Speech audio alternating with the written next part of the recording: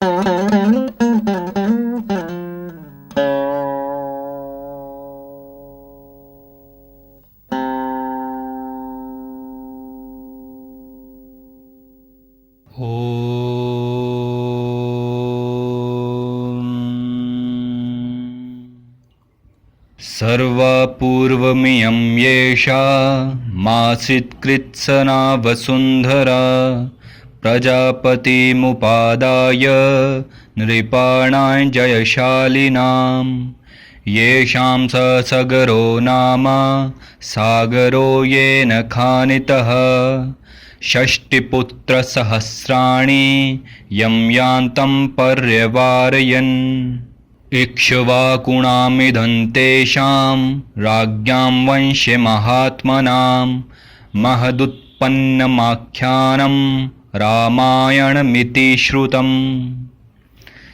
ये सारी पृथ्वी पूर्व काल में प्रजापति मनु से लेकर अब तक जिस वंश के विजयशाली नरेशों के अधिकार में रही है, जिन्होंने समुद्र को खुदवाया था और जिन्हें यात्रा काल में 60,000 पुत्र घेर कर चलते थे, वे महाप्रतापी राजा सगर जिनके कुल में उत्पन्न हुए, इन्हीं इक्ष्वाकु वंशी महात्मा राजाओं की कुल परंपरा में रामायण नाम से प्रसिद्ध इस महान ऐतिहासिक काव्य की अवतारणा हुई है। तदिदं वर्तयिष्यावः सर्वं निखिलमादितः धर्म कामार्थ सहितम श्रोतव्य मनसूयता। हम दोनों आदि से अंत तक इस सारे काव्य का पूर्ण रूप से गान करेंगे। इसके द्वारा धर्म, अर्थ, काम और मोक्ष चारों पुरुषार्थों की सिद्धि होती है। अतः आप लोग दोष दृष्टि का परित्याग करके इसका श्रवण करें। कोशलो नाम मुदितः स्फीतो जनपदो महान् निविष्टः सरयूतीरे प्रभूत धन धान्यवान। कौशल नाम से प्रसिद्ध एक बहुत बड़ा जनपद है जो सरयू नदी के किनारे बसा हुआ है। वो प्रचुर धन धान्य से संपन्न, सुखी और समृद्धिशाली है। अयोध्या नाम नगरी त्रासिल्लोकविश्रुता मनुना मानवेंद्रेण या पुरी निर्मिता स्वयं। उसी जनपद में अयोध्या नाम की एक नगरी है जो समस्त लोकों में विख्यात है। उस पुरी को स्वयं महाराज मनु ने बनवाया और बसाया था। आयतादश च द्वे च योजनानि महापुरी श्रीमती त्रीणि विस्तीर्णा सुविभक्त महापथा। वो शोभाशालिनी महापुरी 12 योजन लंबी और 3 योजन चौड़ी थी। दोस्तों, यहाँ पे योजन में आपको बता दूं, इसका अलग अलग विद्वानों ने, अलग अलग रिसर्च स्कॉलर्स अलग अलग इसका माप मानते हैं, लेकिन जो एक स्टैंडर्ड माना जाता है वो 13 से लेकर 16 किलोमीटर के बीच। तो वो महापुरी अयोध्या 12 योजन लंबी और 3 योजन चौड़ी थी। वहाँ बाहर के जनपदों में जाने का जो विशाल राजमार्ग था वो उभय पार्श्व में विविध वृक्षावलियों से विभूषित होने के कारण सुस्पष्टतया अन्य मार्गों से विभक्त जान पड़ता था। राजमार्गेण महता सुविभक्तेन शोभिता मुक्त पुष्पावकीर्णेन जलसिक्तेन नित्यशः। सुंदर विभाग पूर्वक बना हुआ महान राजमार्ग उस पुरी की शोभा बढ़ा रहा था। उस पर खिले हुए फूल बिखेरे जाते थे तथा प्रतिदिन उस पर जल का छिड़काव होता था। तान्तु राजा दशरथो महाराष्ट्र विवर्धनः पुरीमावासयामास दिवि देवपतिर्यथा। जैसे स्वर्ग में देवराज इंद्र ने अमरावती पुरी बसाई थी, उसी प्रकार धर्म और न्याय के बल से अपने महान राष्ट्र की वृद्धि करने वाले राजा दशरथ ने अयोध्यापुरी को पहले की अपेक्षा विशेष रूप से बसाया था।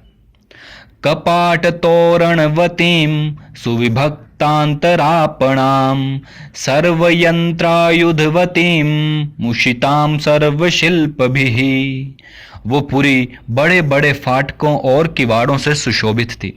उसके भीतर अलग अलग बाजारें थीं। वहां सब तरह के यंत्र और अस्त्र शस्त्र संचित थे। उस पुरी में सभी कलाओं के शिल्पी निवास करते थे। सूतमागध संबाधाम श्रीमती मतुल प्रभाम उच्चाट्टाल ध्वजवतीम शतघ्नि शत संकुलाम। स्तुति पाठ करने वाले सूत और वंशावली का बखान करने वाले मागध वहां भरे हुए थे। वो पुरी सुंदर शोभा से संपन्न थी। उसकी सुषमा की कहीं तुलना नहीं थी। वहां ऊंची ऊंची अट्टालिकाएं थीं जिनके ऊपर ध्वज फहराते थे। सैकड़ों शतघ्नियों से वो पुरी व्याप्त थी।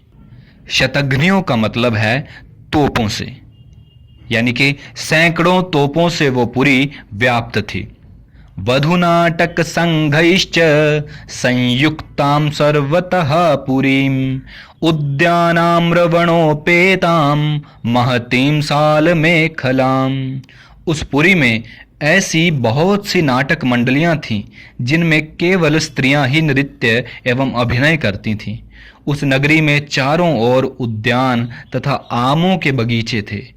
लंबाई और चौड़ाई की दृष्टि से वो पुरी बहुत विशाल थी तथा साखू के वन उसे सब ओर से घेरे हुए थे। दुर्ग गंभीर परिखान दुर्गा मन्यैर्दुरासदाम वाजिवारण संपूर्णांग गोभिरुष्ट्रैः खरैस्तथा। उसके चारों ओर गहरी खाई खुदी थी जिसमें प्रवेश करना या जिसे लांघना अत्यंत कठिन था। वो नगरी दूसरों के लिए सर्वथा दुर्गम एवं दुर्जय थी। घोड़े, हाथी, गाय, बैल, ऊंट तथा गधे आदि उपयोगी पशुओं से वो पुरी भरी पूरी थी। सामंतराज संघैश्च बलिकर्मभिरावृतां नाना देश निवासैश्च वणिक्भिरूप शोभितां। कर देने वाले सामंत नरेशों के समुदाय उसे सदा घेरे रहते थे।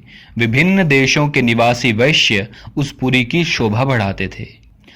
प्रासादैरत्न विकृतैः पर्वतैरिव शोभितां कूटगारैश्च संपूर्णां इंद्रस्येवामरावतीं।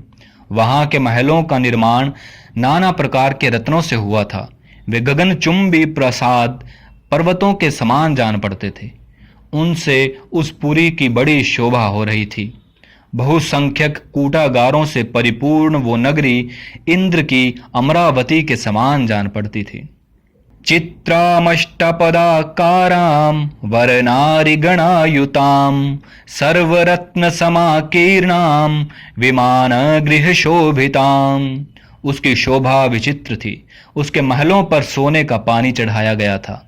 श्रेष्ठ एवं सुंदर नारियों के समूह उस पुरी की शोभा बढ़ाते थे। वो सब प्रकार के रत्नों से भरी पूरी तथा सतमहले प्रसादों से सुशोभित थी। गृह गाढ़ाम विच्छिद्राम समभूमौ निवेशिताम शालितंडुल संपूर्णाम इक्षुकांडर सोदकाम। पूर्ववासियों के घरों से उसकी आबादी इतनी घनी हो गई थी कि कहीं थोड़ा सा भी अवकाश नहीं दिखाई देता था। उसे समतल भूमि पर बसाया गया था। वो नगरी जड़हन धान के चावलों से भरपूर थी। वहां का जल इतना मीठा या स्वादिष्ट था मानो ईख का रस हो। दुन्दुभिर्मृदंगैश्च वीणाभिपणवैस्तथा नादितां भृशमत्यर्थं पृथिव्यां तामनुत्तमां। भूमंडल की वो सर्वोत्तम नगरी दुन्दुभि, मृदंग, वीणा, पणव आदि वाद्यों की मधुर ध्वनि से अत्यंत गूंजती रहती थी। विमानमिव सिद्धानां तपसाधिगतं दिवि सुनिवेशित वेश्मान्तां नरोत्तमा समावृतां। देवलोक में तपस्या से प्राप्त हुए सिद्धों के विमान की भांति उस पुरी का भूमंडल में सर्वोत्तम स्थान था। वहां के सुंदर महल बहुत अच्छे ढंग से बनाए और बसाए गए थे। उनके भीतरी भाग बहुत ही सुंदर थे। बहुत से श्रेष्ठ पुरुष उस पुरी में निवास करते थे। ये च बाणैर्न विध्यन्ति विविक्तमपरापरं शब्दवेद्यं च विततं लघुहस्ता विशारदाः सिंहव्याघ्रवराहाणां मत्तानां नदतां वने हन्तारो निशितैः शस्त्रैर्बलाद् बाहुबलैरपि तादृशानां सहस्त्रैस्ताम् अभिपूर्णां महारथैः पुरीमावासयामास राजा दशरथस्तथा।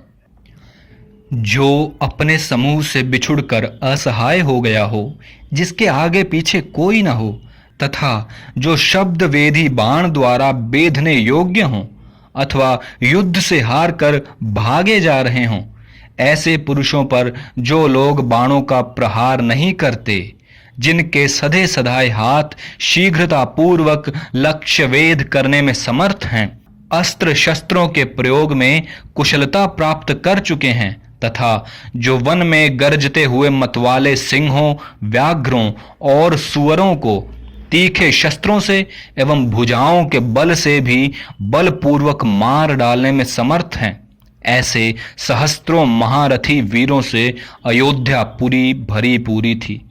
उसे महाराज दशरथ ने बसाया और पाला था। तामग्निमद्भिर्गुणवद्भिरावृतान् द्विजोत्तमैर्वेद षडंग पारगैः सहस्त्रदैः सत्यरतैर्महात्मभिर्महर्षिकल्पैऋषिभिश्च केवलैः। अग्निहोत्री शमदम आदि उत्तम गुणों से संपन्न तथा छहों अंगों सहित संपूर्ण वेदों के पारंगत विद्वान श्रेष्ठ ब्राह्मण उस पुरी को सदा घेरे रहते थे। वे सहस्त्रों का दान करने वाले और सत्य में तत्पर रहने वाले थे। ऐसे महर्षि कल्प महात्माओं तथा ऋषियों से अयोध्यापुरी सुशोभित थी तथा राजा दशरथ उसकी रक्षा करते थे। इत्यार्षे श्रीमद् रामायणे वाल्मीकिये आदिकाव्ये बालकांडे पंचमः सर्गः। इस प्रकार श्री वाल्मीकि निर्मित आर्ष रामायण आदि काव्य के बालकांड में 5वां सर्ग पूरा हुआ।